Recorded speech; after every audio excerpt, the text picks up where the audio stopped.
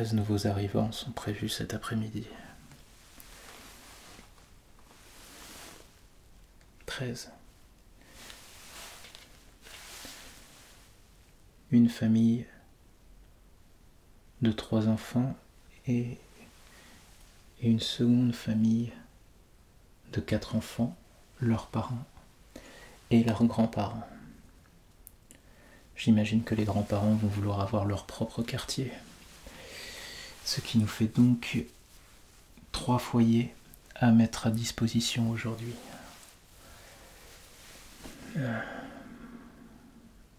3 foyers. Et ça signifie qu'il ne nous en restera plus que 4 avant de ne plus pouvoir accueillir qui que ce soit.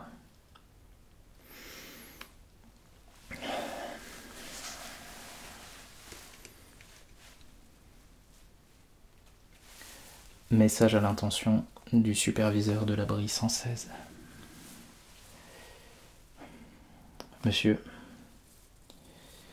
le nombre de foyers disponibles s'amenuise de jour en jour. À compter de maintenant, le 22 octobre 2077 à 17h33, il ne nous reste plus que 4 foyers de disponibles. La majeure partie des personnes ayant déjà réservé leur place se sont déjà présentées à l'abri et ont déjà réclamé leur intégration, par crainte d'un éventuel bombardement. Mais monsieur, j'ai peur que si bombardement il y a, des personnes extérieures se précipitent aux portes de l'abri, sans que nous ne puissions les accueillir, par manque de place. Message terminé.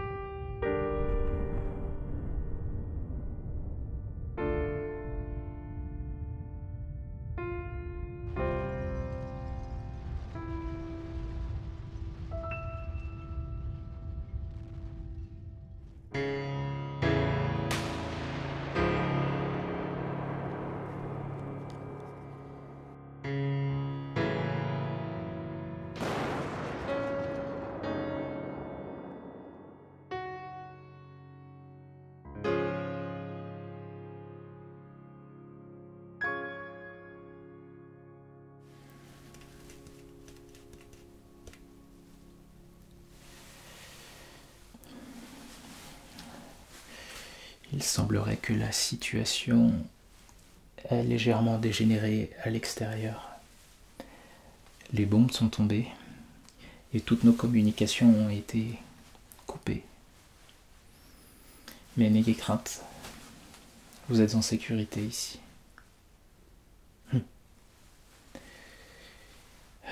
Cet abri, comme tous ceux conçus par Voltec, a été créé dans un seul et unique objectif: permettre à une petite communauté comme la nôtre de survivre et de coexister le temps que les retombées nucléaires s'estompent à l'extérieur.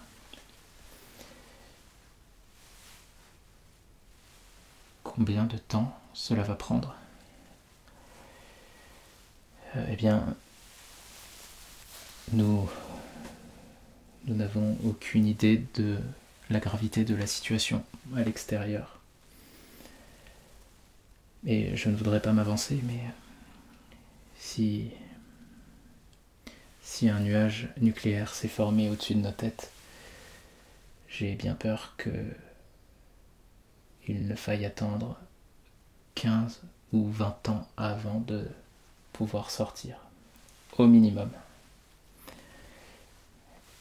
Oui, je sais, mais nous ne sommes pas responsables des décisions prises par le gouvernement ou par l'ennemi. Et cette situation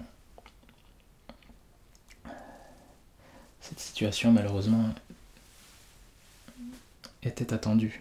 Sinon, pourquoi auriez-vous réservé votre place ici dans l'abri ? Donc,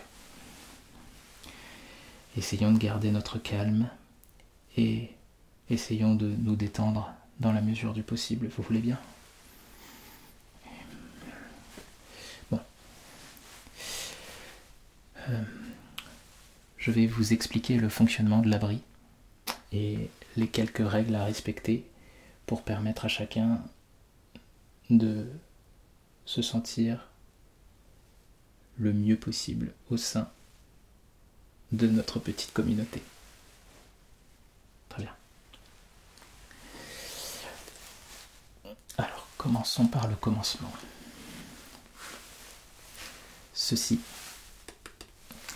est un Pip-Boy. Pip-Boy. Vos téléphones portables ne vous seront plus d'aucune utilité ici. Le réseau téléphonique tel que nous le connaissons a cessé de fonctionner.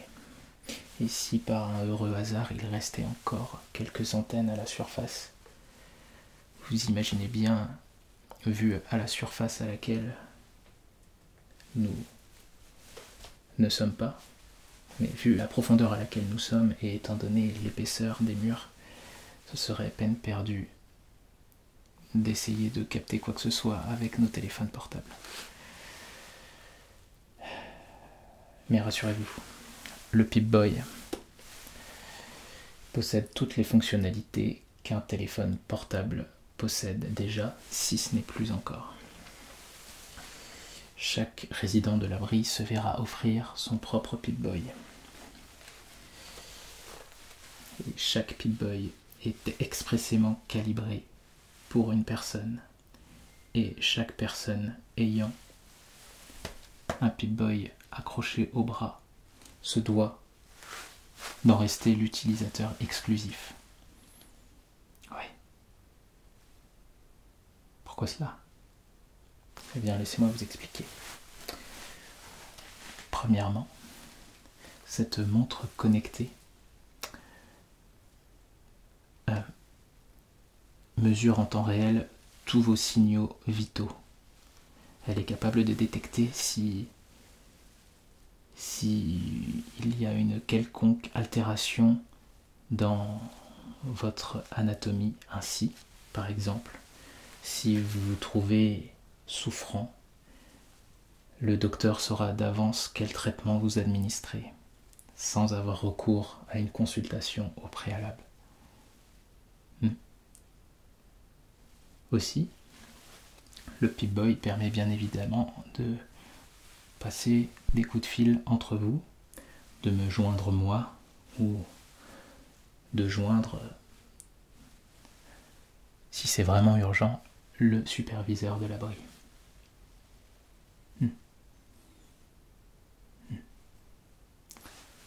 Donc vous voyez que cela peut être quand même utile, sans compter que si vous voulez toujours vous tenir au courant, il vous faut impérativement le porter et il vous faudra de toute manière le garder à chaque minute passée en dehors de votre lit. On le porte dès le matin et on ne le retire qu'au coucher. Vous verrez qu'il pourra régler bien des problèmes dans votre quotidien ici dans l'abri.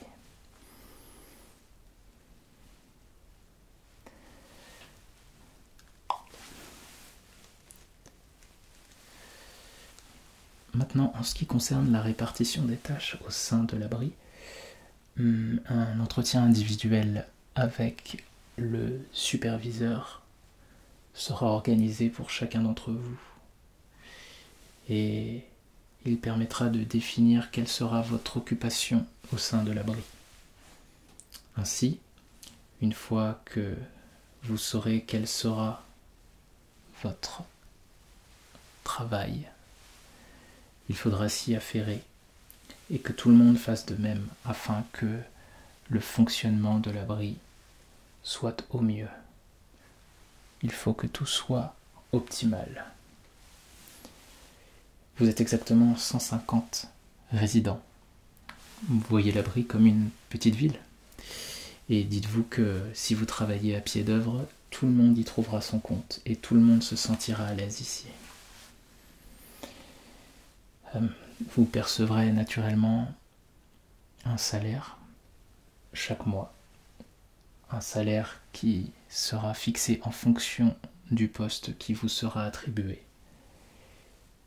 Et ce salaire vous permettra de profiter des services qui vont être développés avec le soutien de chacun ici dans notre abri. Vous pourrez en profiter comme vous profitiez autrefois des services qui vous étaient disponibles à la surface, là-haut. Ça ne change pas. Oui. Oh. Non. L'argent de là-haut n'aura pas cours ici-bas. D'ailleurs, elle n'existe plus. J'imagine que tout le système informatique de l'intégralité du territoire américain a dû littéralement exploser. Donc, il faut se résoudre à l'idée que les économies que vous aviez mis de côté ces dernières années n'existent plus et ne vous serviront à rien. Enfin, elles vous ont tout de même permis de vous payer une place ici et de garder la vie sauve. Et c'est un luxe que malheureusement très peu de personnes n'ont pu s'offrir. Malheureusement pour elles. Ceci dit, vous me faites penser à quelque chose, étant donné que la monnaie de là-haut n'a plus cours ici-bas. La seule et unique monnaie qui aura cours ici sont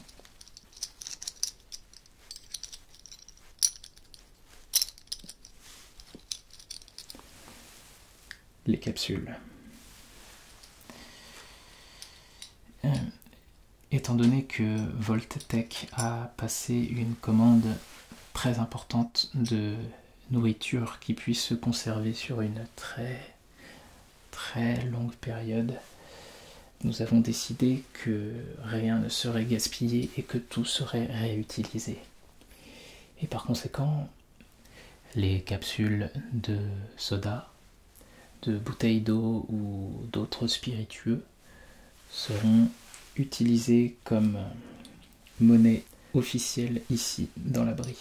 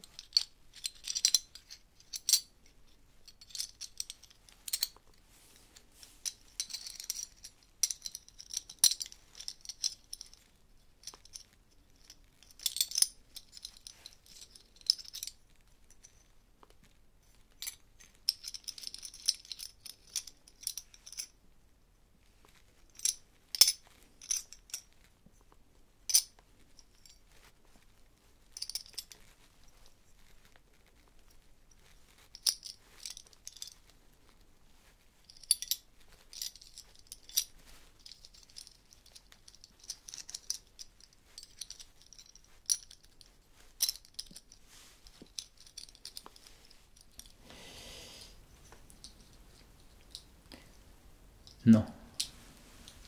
Non, ne vous en faites pas. Nous avons reçu un stock de denrées alimentaires et de tout ce qui concerne l'hygiène. Un stock tellement gargantuesque que nous pourrions même prendre des douches de Nuka-Cola sans ne jamais avoir à en manquer. C'est pour dire.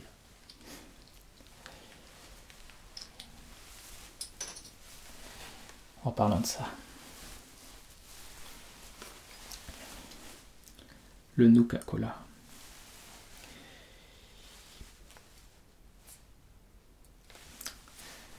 Nuka-Cola nous a fourni un stock démesuré de soda et de friandises.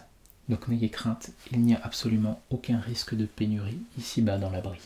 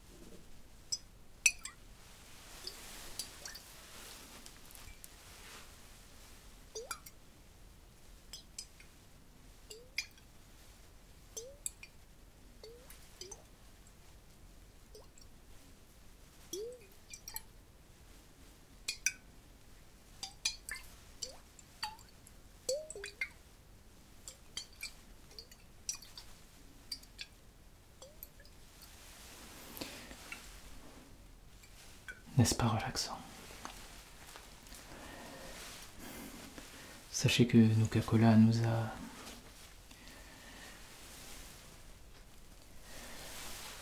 fourni un stock tellement démesuré de son soda que nous allons pouvoir permettre à chaque résident de se voir offrir chaque mois une caisse gratuite de Nuka-Cola, en plus de son salaire mensuel, évidemment. Vous pourrez très bien, avec les capsules, offrir un peu d'argent de poche à vos enfants, ou vous offrir un paquet de cigarettes, ou une consommation au bar, ou que sais-je encore. Mais cela fait déjà beaucoup de temps que je vous parle et je comprendrai très bien que vous ayez envie de retourner dans vos quartiers pour vous reposer.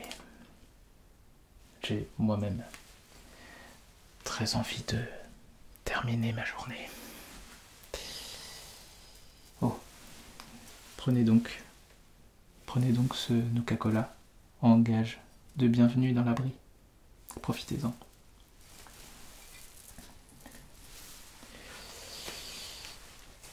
Les entretiens individuels avec le superviseur de l'abri, ainsi que le calibrage de vos Pip-Boy s'effectueront dès demain matin. Donc les résidents de l'abri sont attendus ici même dans le réfectoire principal à 9h tapantes. N'oubliez pas de vous munir de vos papiers d'identité.